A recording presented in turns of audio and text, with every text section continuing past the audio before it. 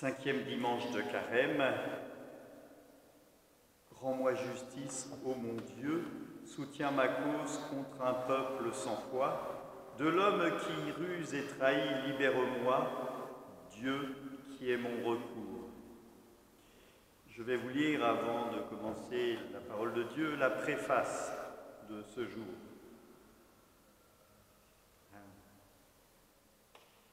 Vraiment, il est juste et bon de te rendre gloire, de t'offrir notre action de grâce toujours et en tout lieu. À toi, Père très saint, Dieu éternel et tout-puissant, par le Christ notre Seigneur. Il est cet homme plein d'humanité qui a pleuré son ami Lazare. Il est Dieu, le Dieu éternel, qui fit sortir le mort de son tombeau. Ainsi, dans sa tendresse pour tous les hommes, il nous conduit par les mystères de sa Pâque jusqu'à la nouvelle vie. Et avec les anges et tous les saints, nous chantons le Sanctus. La première lecture est tirée du livre d'Ézéchiel, chapitre 37, versets 12 à 14. Le psaume 129, « Près du Seigneur est l'amour, près de lui abonde le rachat ».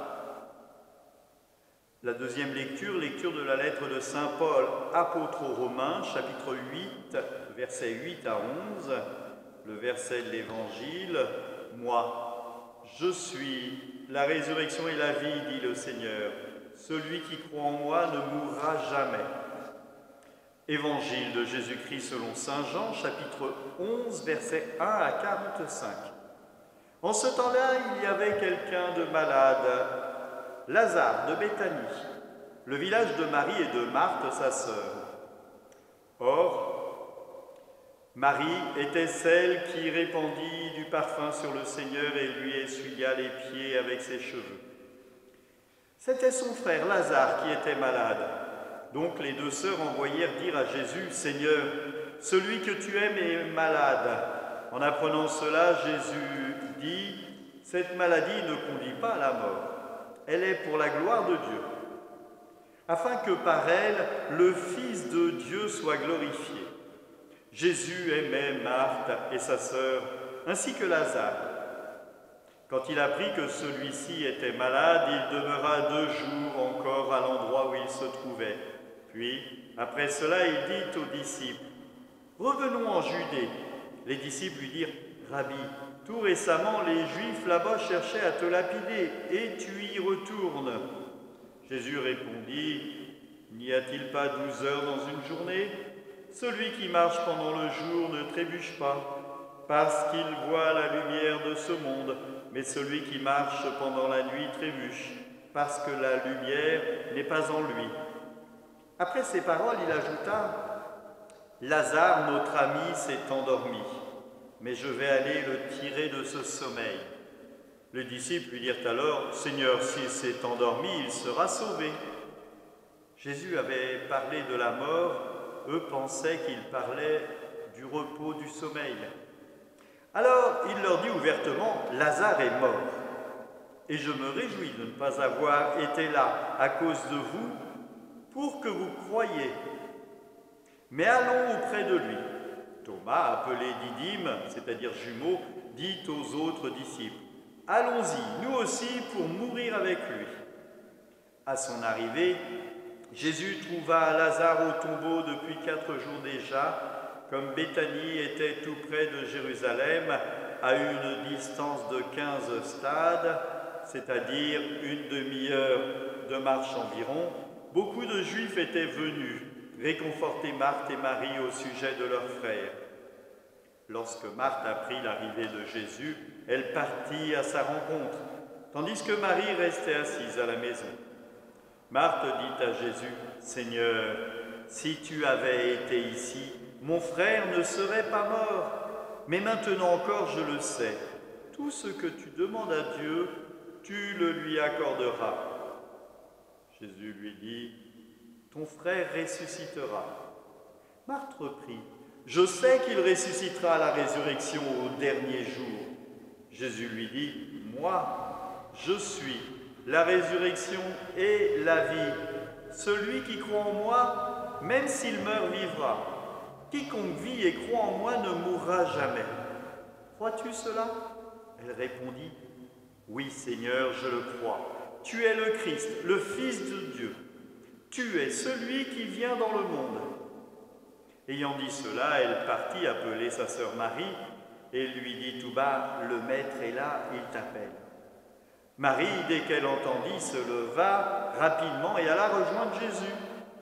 Il n'était pas encore arrivé à l'entrée du village, mais il se trouvait toujours à l'endroit où Marthe l'avait rencontré. Les Juifs qui étaient à la maison avec Marie la réconfortaient.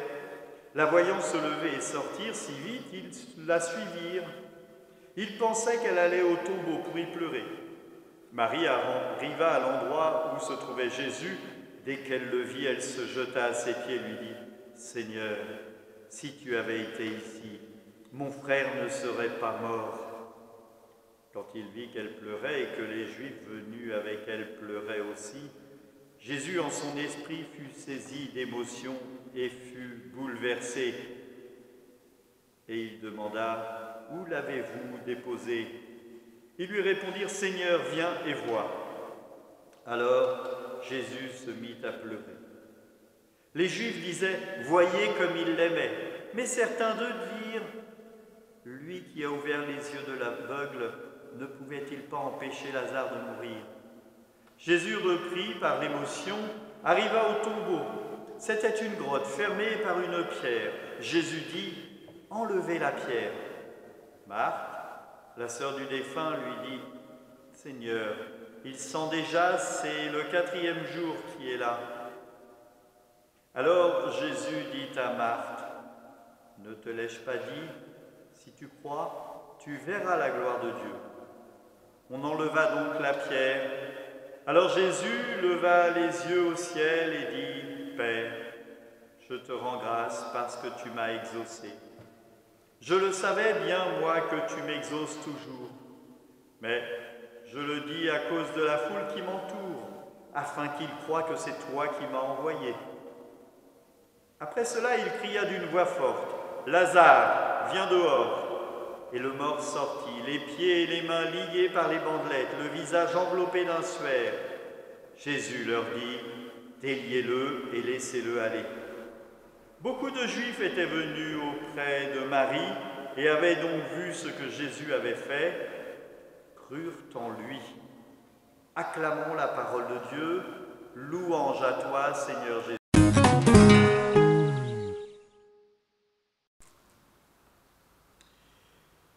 Eh bien, dans ces lectures, je vous invite à lire le livre d'Ézéchiel, bien sûr. Reprenez carrément le début du chapitre 37 du livre d'Ézéchiel sur vos Bibles. Vous verrez que c'est l'explication de la reconstitution du peuple par les ossements desséchés qui se relèvent et par l'esprit qui tombe en eux. Et puis il y a cette annonce, vous saurez que je suis le Seigneur quand j'ouvrirai vos tombeaux. C'est une préfiguration de la résurrection. Au moment d'Ézéchiel, la résurrection n'est pas encore bien affirmée, elle s'affirmera plutôt dans le livre des Maccabées. Et au moment de Jésus, tout le monde ne croit pas en la résurrection. Les Sadducéens ne croient pas en la résurrection, les pharisiens y croient, eux. Là, nous sommes chez Marie et Marthe et Lazare. Elles croient en la résurrection et c'est une espérance pour chacun d'entre nous qui sommes chrétiens. Nous croyons en la résurrection et donc il nous faut regarder vers l'avenir, regarder devant. Je vois beaucoup en ce moment de vidéos qui nous font voir des choses qu'on a entendues avant, si on avait écouté ci, si on avait écouté ça. Avec des si on mettrait Paris en bouteille, dira-t-on, mais il nous faut aujourd'hui, dans l'état où nous sommes, regarder devant nous et avancer. Avancer et cheminer. En tant que chrétien, eh bien, je vais me reprendre le texte. Nous voyons Marthe et Marie qui se tournent vers Jésus et qui sont un peu dans la peine, surtout l'incompréhension du manque de présence de leur ami Jésus auprès de eux lorsque Lazare était malade. Et aussi au moment de sa mort. Si tu avais été là, il ne serait pas mort. Le Christ le dit bien, je suis la résurrection, la vie. Et celui qui croit en moi, même s'il meurt, vivra. Et donc il y a ce regard du Christ pour l'humanité et cette espérance de la vie après la vie. C'est une gloire, c'est se rendre compte que notre vie terrestre a un sens, qu'il faut accomplir ce pourquoi nous sommes ici, mais que la vie ne s'arrête pas à notre vie terrestre. Il y a la vie après la vie. Encore après la vie, nous sommes dans cette espérance de la vie. Avec moi, aujourd'hui tu seras au paradis, dit le Christ au bon larron. Là, il s'agit d'une ressuscitation, résurrection ou d'un relèvement de Lazare, si vous préférez. Lazare se relève et il va remourir quelques temps plus tard. Voilà, contrairement au Christ et à nous qui, dans notre résurrection finale, nous sommes pour l'éternité avec Dieu. Il faut aussi bien noter que nous voyons Lazare qui sort encore dans ses bandelettes et on peut remarquer que le Christ, lui, laisse les bandelettes et quand il ressuscite en laissant son linceul sur place. C'est là l'indication que c'est vraiment une résurrection finale. Lazare est encore tenu par son corps mortel, et donc les bandelettes viennent encore à lui. Le Christ ainsi que nous serons ressuscités dans une résurrection pleine de gloire. D'ailleurs, c'est pour ça que le Christ vient ressusciter Lazare, c'est pour la gloire de Dieu. Cette maladie ne conduit pas à la mort, elle est pour la gloire de Dieu, afin que le monde croie en lui, afin que ceux qui avaient des doutes puissent rentrer dans cette affirmation que le Christ est vraiment le chemin, la vérité et la vie, et que celui qui croit en lui ne meurt pas. Alors nous, aujourd'hui, eh bien, nous sommes mélangés entre un doute. Aujourd'hui, sûrement, certains sont dans l'inquiétude, voire la peur. Il nous faut eh bien, éviter de regarder, eh bien, comme je le disais au début, certaines vidéos qui ne servent à rien hormis nous faire un peu plus peur, et nous tourner vers un avenir, voir comment est-ce qu'on peut prendre ce que nous vivons aujourd'hui comme épreuve et les mettre à profit pour une vie meilleure une fois sortis de ce tunnel dans quelques semaines, pour éviter de retomber dans ce état qui nous pose question. On a l'impression de découvrir le monde alors que, eh bien, on sait bien que la façon dont est géré le monde, cette internationalisation ne permet pas à l'homme de vivre vraiment et prend l'homme non plus comme quelqu'un qui est central, mais vraiment comme un outil au profit eh bien, des grandes puissances. C'est bien rare que je parle géopolitique, mais je crois que nous en sommes là. Et il nous faut prendre conscience de comment est-ce que nous vivons, comment est-ce que nous gérons notre vie. Je parlais il y a quelque temps, et je vais parler de choses frivoles qui vont peut-être étonner certains, mais tant pis. J'ai acheté des t-shirts et des caleçons en Chine, ou au Japon, je ne sais où d'ailleurs. Est-ce que c'est bien normal ? J'entendais un laitier qui disait « J'envoie du lait en poudre en Chine et du coup je ne peux plus l'envoyer ». Est-ce que c'est bien normal? Voilà. Peut-être ces questions-là, eh bien, il faut aussi nous les poser, nous, en tant que chrétiens.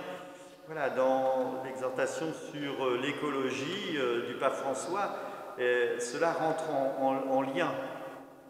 Peut-être avons-nous négligé l'homme au profit d'un intérêt financier. Et Dieu nous aime, nous, les hommes. Je ne pense pas qu'il aime l'intérêt financier auquel nous nous sommes attachés depuis quelques années. Mes frères, je vous souhaite un bon dimanche. Que le Seigneur Dieu Tout-Puissant vous bénisse, lui qui est Père, Fils et Saint-Esprit. Allons dans la paix du Christ, mais surtout, restons chez nous. Amen.